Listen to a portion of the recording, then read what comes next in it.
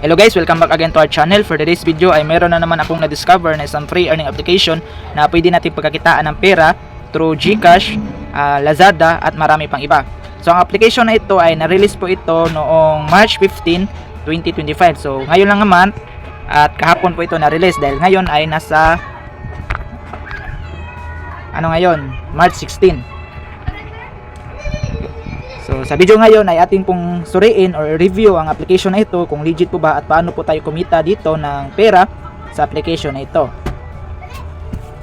So una-una guys, disclaimer, the information provided by the speaker or presenter of this video or platform is for information purposes only and not to promote. All information is provided in good faith. However, we make no representation or warranty of any kind expressed or implied regarding the accuracy, legitimacy, adequacy, validity, reliability, availability, or completeness of this information.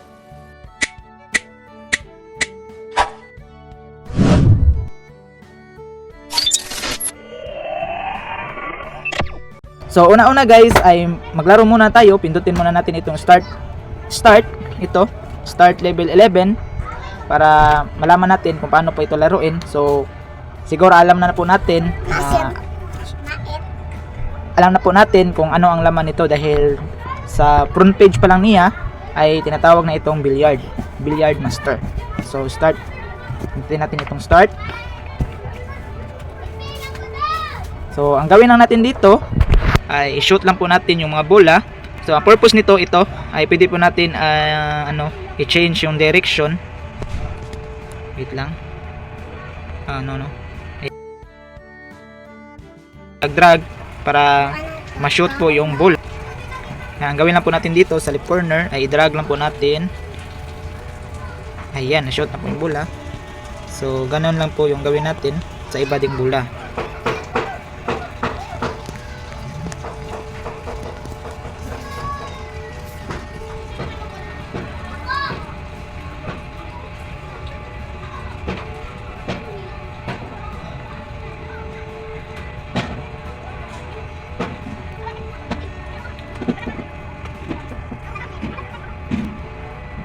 Ayan.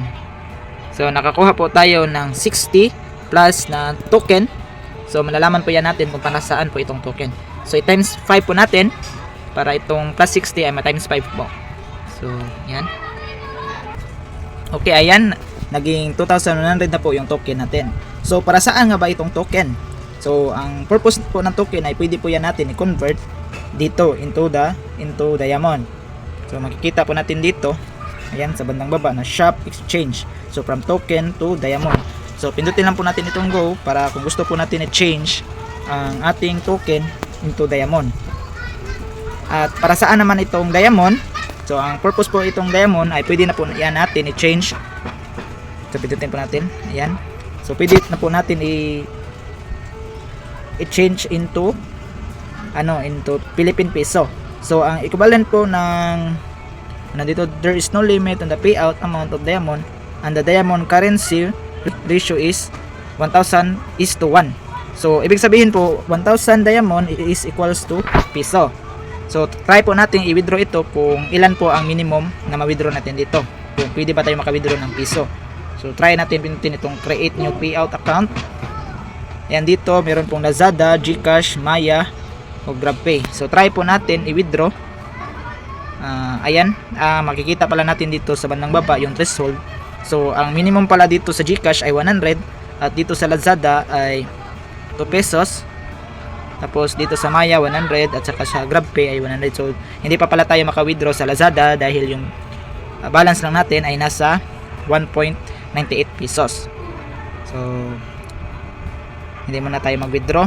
Then ito naman, nakikita po natin dito sa bandang taas. Ito parang Bitcoin.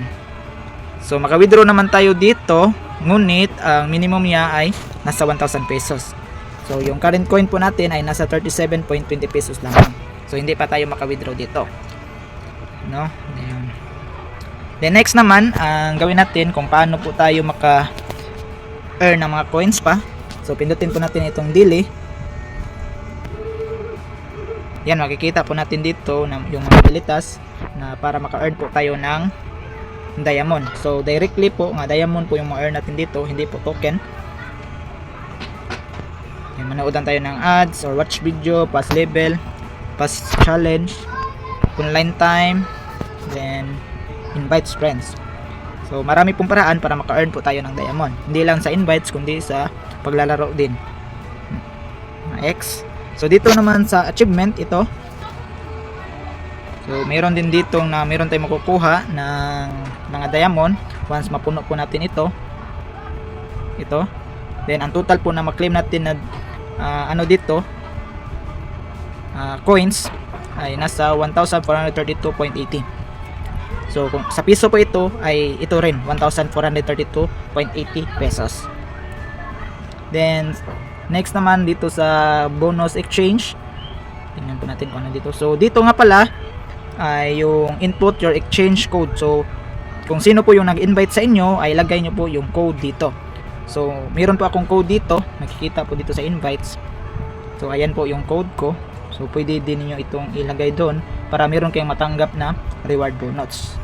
No, then once maka-invite po tayo ng mga friends ay meron po tayong matanggap kung active po yung mga friends na na-invite natin.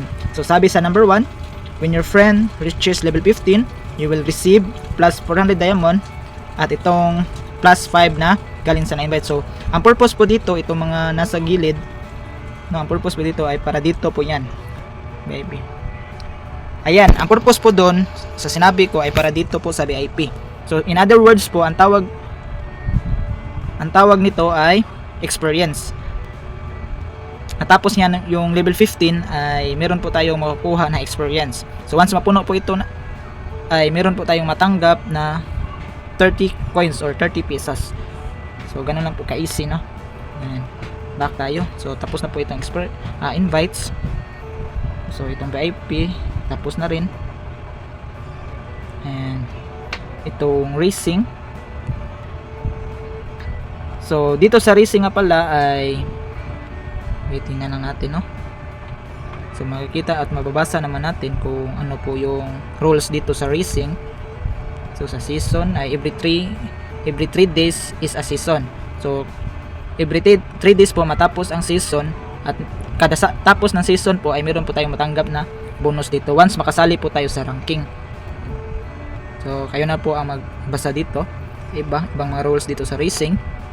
So dito ay ngayon lang tayo naka-install nito na application. So ito lang muna ang nakuha natin na star, no? At nasa rank 13,000 na pala tayo. So ang layo pa natin dahil hindi po tayo naka-start sa dito din. Matagal na pala ito nag-start na season. So sa ibang bansa po ay nag-start na po ito. Kaya dito sa Pilipinas ay kahapon lang ito na-release. Pero sa ibang bansa ay meron na itong na-application.